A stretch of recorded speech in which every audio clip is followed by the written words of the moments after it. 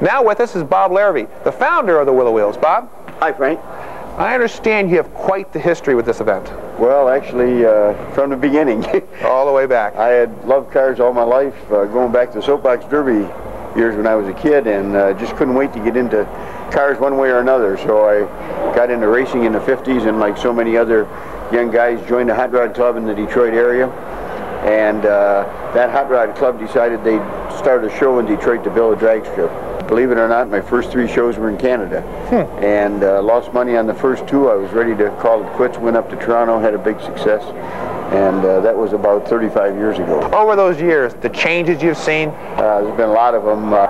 Everything's gotten bigger, and of course more expensive, but more fun because we've expanded the shows to such an extent with swap meets and toyoramas and TV celebrities and just all kinds of things to try to make the shows appeal to the entire family. How do you see the show turning out in the next couple of years to come?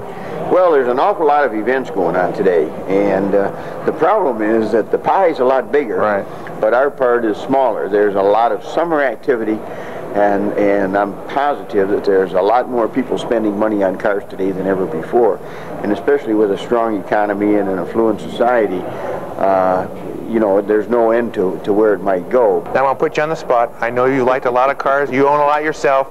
Do you have a favorite car from all the years of doing these shows?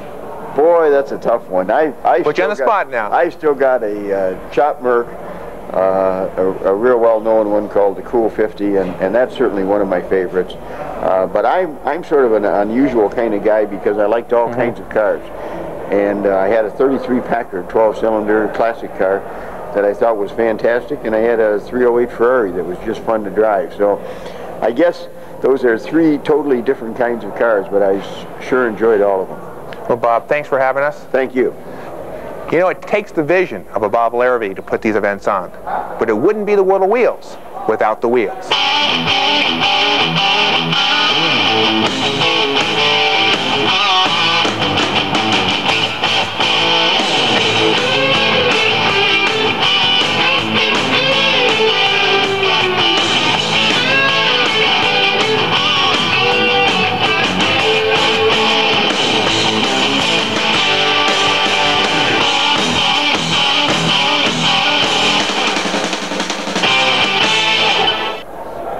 Now this is really radical styling. It takes a lot of work to make a car look like this. When we come back, we're going to show you one of the basics that's turned into a real art form.